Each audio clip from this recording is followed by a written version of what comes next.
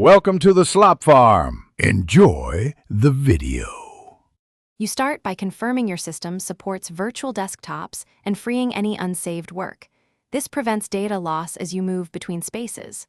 Once done, open Task View on Windows or the Control Center/Mission Control on Mac OS to create a new desktop.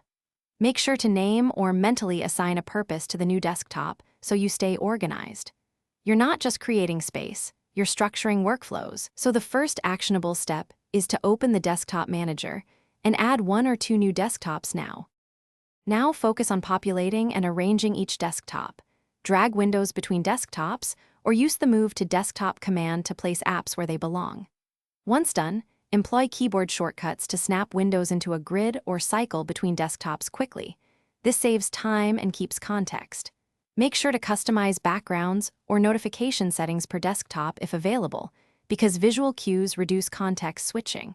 By arranging related apps together, you turn separate desktops into purpose-built workspaces rather than random. Finally, practice switching desktops using keyboard shortcuts and gestures until it feels fluid. This improves your pace and confirms each desktop's role. Once done, refine by closing or merging desktops.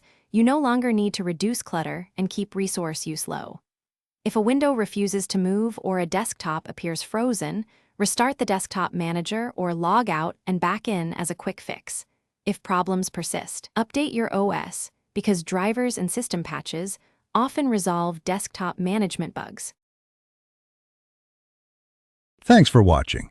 Consider subscribing if we helped you today.